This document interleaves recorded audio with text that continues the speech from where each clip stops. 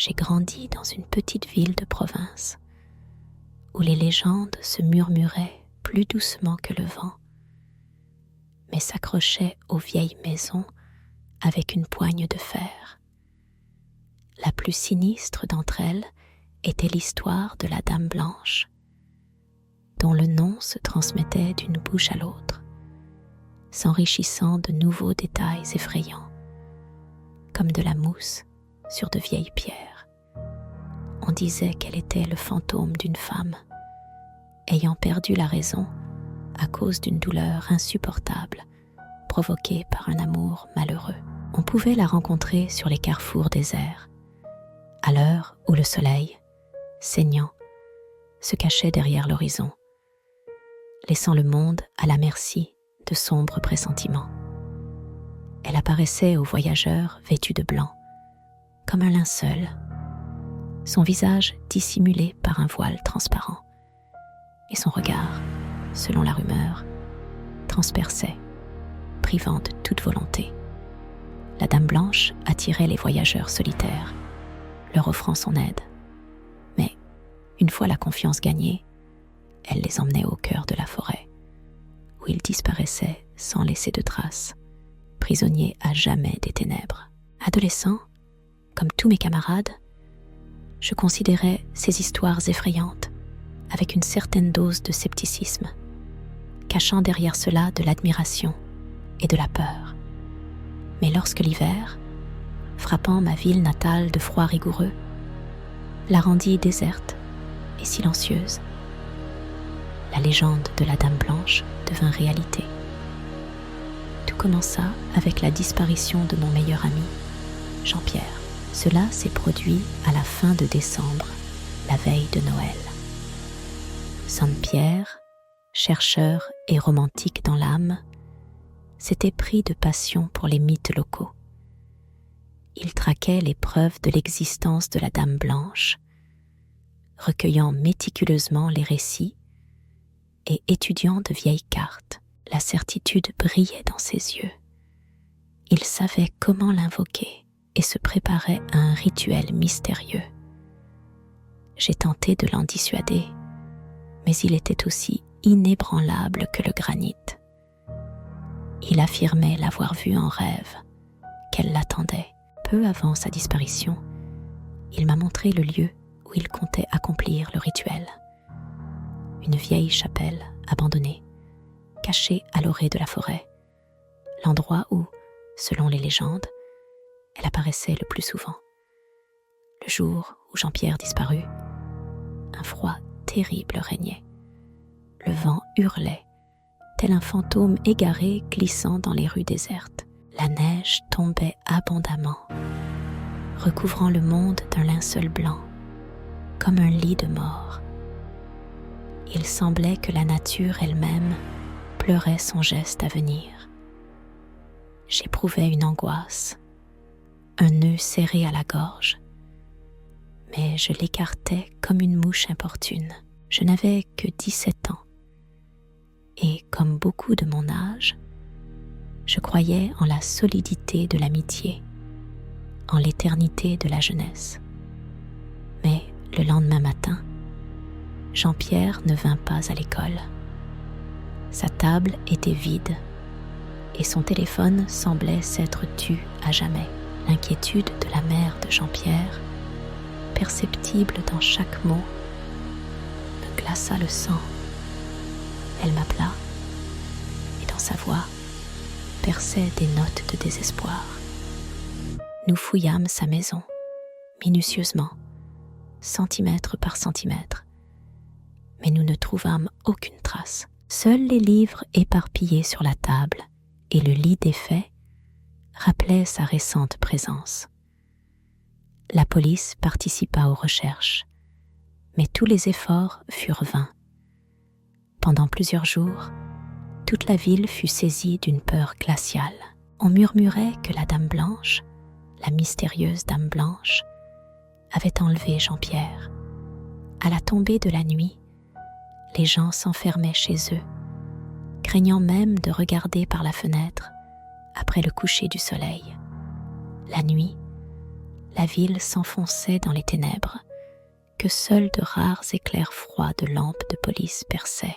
Je ne pouvais pas accepter la disparition de Jean-Pierre. La culpabilité, comme de la glace piquante, me serrait la gorge, ne me laissait aucun répit. J'aurais dû l'arrêter, le protéger du malheur. Et j'ai décidé, coûte que coûte, de connaître la vérité. Ainsi commença ma propre enquête. J'ai commencé à recueillir des informations sur la mystérieuse Dame Blanche, le fantôme dont l'apparition était liée à des événements sombres. Plusieurs nuits blanches passèrent dans le silence poussiéreux des archives de la bibliothèque. J'ai parcouru de vieux articles de journaux, relu des lettres et des journaux jaunis dans lesquels la Dame Blanche était mentionnée. J'étudiais scrupuleusement chaque bribe d'information, espérant trouver un indice, une piste. Je visitais les maisons où, selon la rumeur, la Dame Blanche apparaissait, m'entretenais pendant des heures avec des témoins, essayant de tirer de leur mémoire le moindre détail. Chaque fragment d'information, chaque chuchotement assemblait une mosaïque fragile. Mais plus j'en apprenais, plus la peur me glaçait le cœur. La légende de la Dame Blanche s'avérait bien plus complexe et sombre que je ne l'avais imaginé. J'appris qu'elle ne se manifestait pas toujours sous les traits d'une femme vêtue de blanc. Dans les anciennes légendes, elle était décrite de diverses façons, comme une ombre, comme une créature capable de changer d'apparence, comme un enfant du cauchemar. 6 victimes n'étaient pas uniquement des hommes. Il semblait qu'elle choisissait ceux qui se sentaient seuls, vulnérables, remplis de désespoir. Une semaine après la disparition de Jean-Pierre, je reçus un étrange message. L'enveloppe ne portait aucune adresse de retour, et le texte était griffonné d'une écriture maladroite, que je reconnus aussitôt, celle de Jean-Pierre.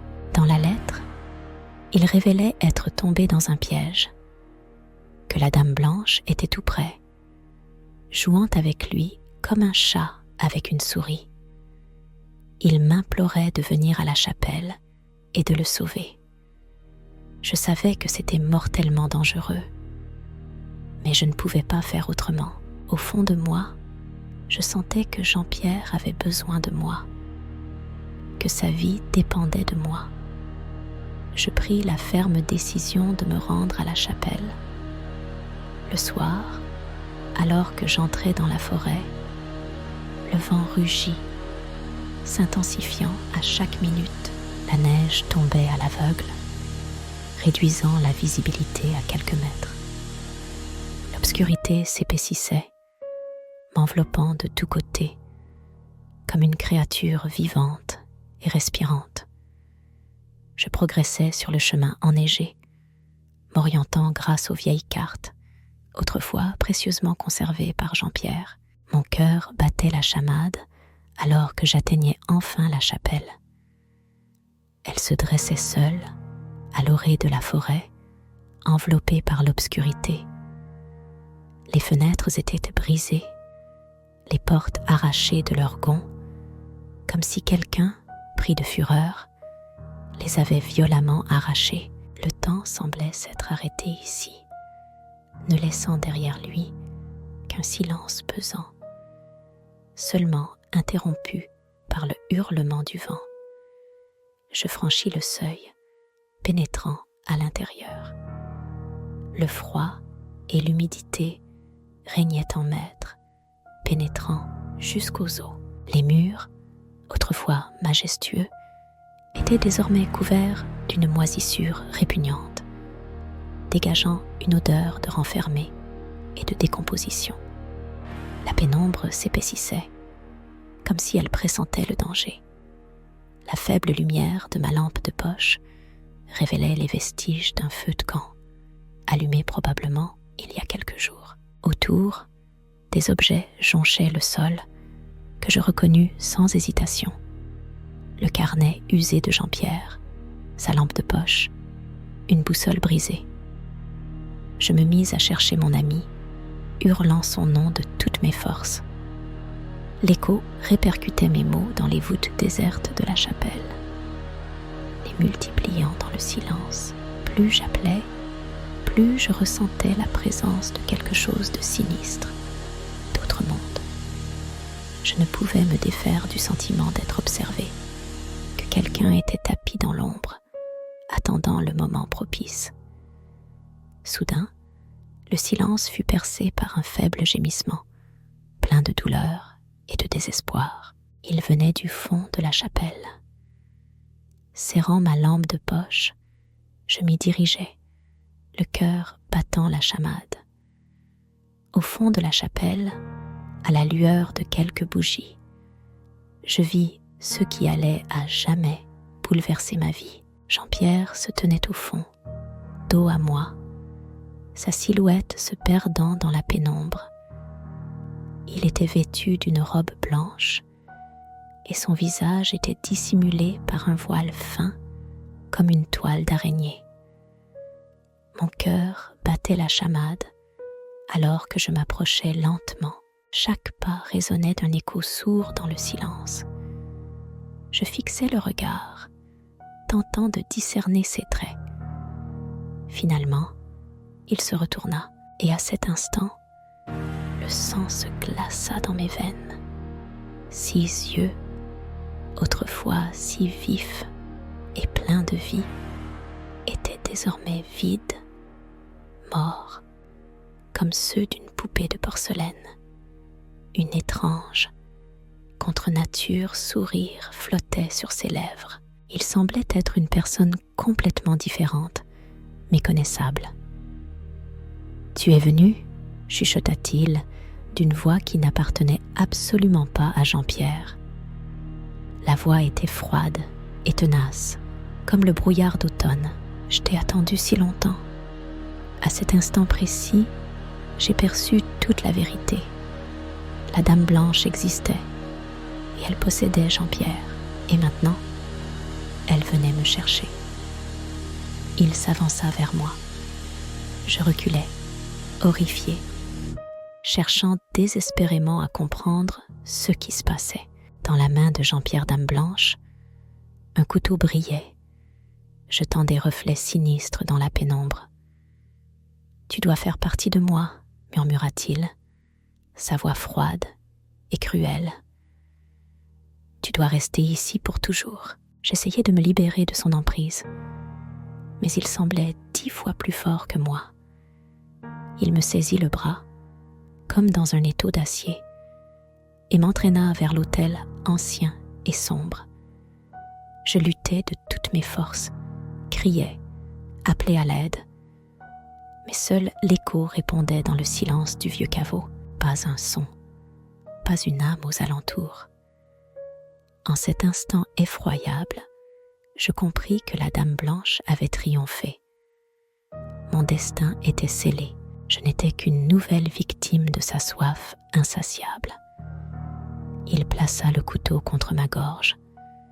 Le contact froid du métal brûla ma peau, et la douleur, vive comme 1000 aiguilles, me transperça de part en part. Le noir envahit ma vue. Le monde autour commença à se dissoudre dans un épais brouillard. Puis, l'obscurité m'engloutit. Je me réveillais dans l'obscurité, une obscurité impénétrable, oppressante. J'étais étendu sur le sol froid et pavé d'une chapelle abandonnée, dans une mare de mon propre sang.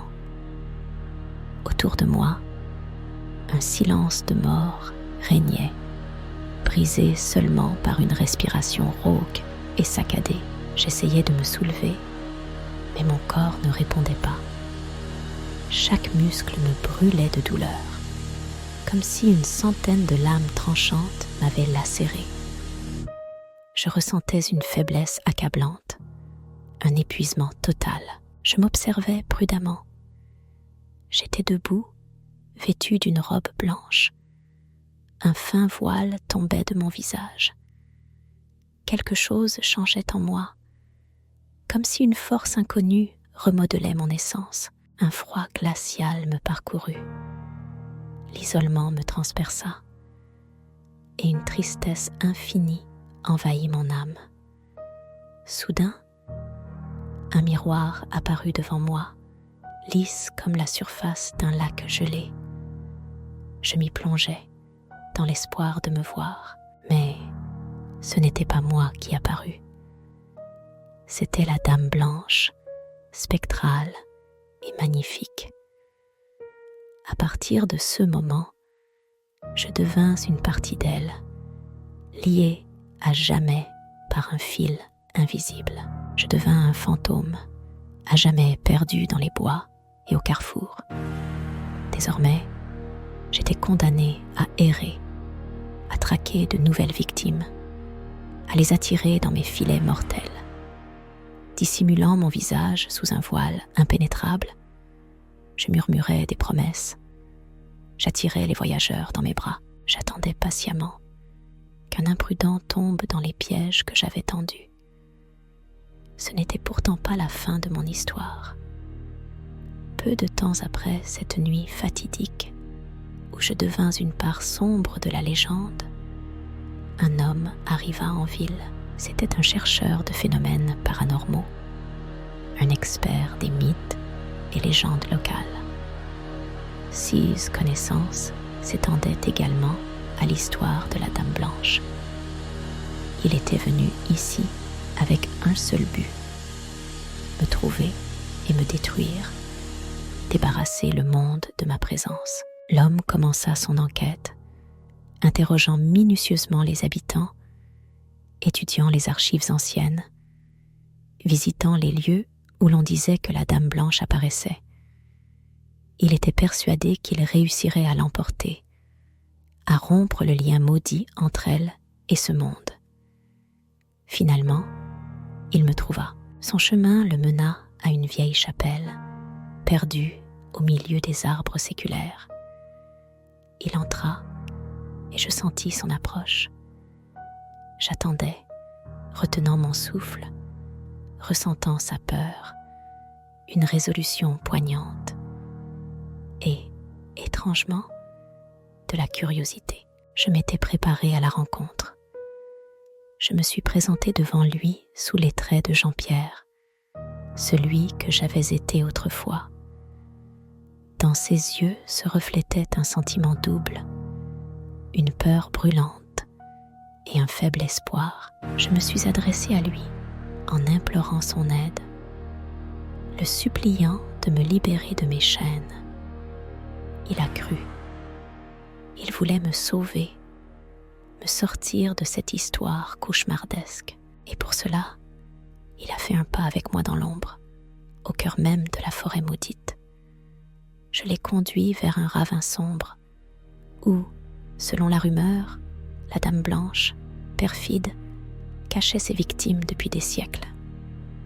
Un silence sinistre planait, seulement brisé par le bruissement des feuilles et le croassement angoissant des corbeaux. Je lui indiquai le piège qui devait être activé. Il devait prononcer la formule magique, celle-là même qui, selon lui, était capable de détruire le fantôme de la Dame Blanche. Sa voix tremblait quand il commença. Je vis une larme couler sur sa joue. Il termina l'incantation. À l'instant même où le dernier mot quitta ses lèvres, je sentis le charme se dissiper et enfin, je retrouvai mon apparence. Mais je n'étais plus seule. Près de moi, dans une robe d'un blanc éclatant, se tenait Jean-Pierre. Ses lèvres s'étirèrent en un sourire énigmatique. Il m'étreignit. « Nous sommes désormais liés à jamais », murmura-t-il, sa voix semblable au doux bruissement des feuilles dans le vent. « Nous sommes la Dame Blanche. » Lorsque l'homme, debout devant moi, comprit ce qui s'était passé, l'horreur se peignit dans ses yeux. Il réalisa son abominable erreur. Il comprit qu'il ne pouvait anéantir la Dame Blanche, car elle était une part inséparable de son être, son ombre même. Il tenta de se libérer, de fuir, mais il était déjà trop tard. La poigne glaciale de la Dame Blanche l'enserra. Nous l'avons pris, telle une bête traquée. Il fut emprisonné dans une sombre ravine qui devint son dernier refuge où il partagea notre sort. Depuis, de nombreuses années se sont écoulées. Il était devenu l'un des nôtres, à jamais lié à la Dame Blanche, prisonnier d'une éternité maudite. Il erre dans les forêts sombres, guettant de nouvelles victimes dont il pourrait voler les âmes. La légende de la Dame Blanche perdure dans le cœur des hommes depuis de longues années. Elle ne mourra jamais, car elle fera à jamais partie de nous, de notre histoire, de nos peurs.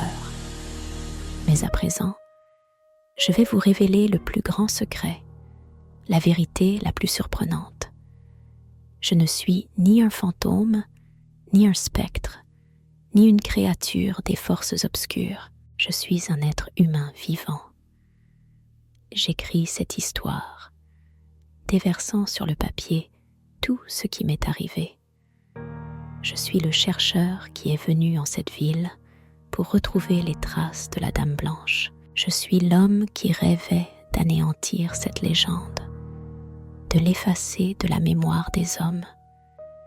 J'ai tout inventé. Je voulais créer une histoire capable d'effrayer les gens, de leur faire croire à l'existence de la Dame Blanche. Je savais que les légendes possèdent un pouvoir incroyable, qu'elles peuvent modifier la réalité elle-même. J'ai écrit l'histoire de la Dame Blanche, comment elle dévore ses victimes, comment elle devient une part d'elle-même. J'ai écrit l'histoire de la manière dont je suis devenue une part de la Dame Blanche, une partie intégrante d'elle.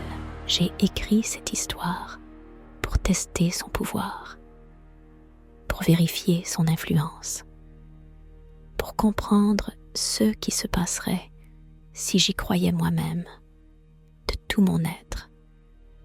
Et me voici, ici, dans cet endroit imprégné d'une effroyable froideur. Je sens le froid glacial qui me transperce jusqu'aux os. J'éprouve une solitude glaciale. Une soif brûlante me consume de l'intérieur. Je suis la Dame Blanche, un spectre, prisonnière de ma propre légende. Ironie du sort, je l'ai créée. Et à présent, je ne sais comment m'en échapper. J'écris ces lignes, espérant qu'elles atteindront un regard, qu'un cœur répondra à ma supplication et que quelqu'un pourra me sauver. Mais l'espoir s'efface, comme une brume au lever du jour.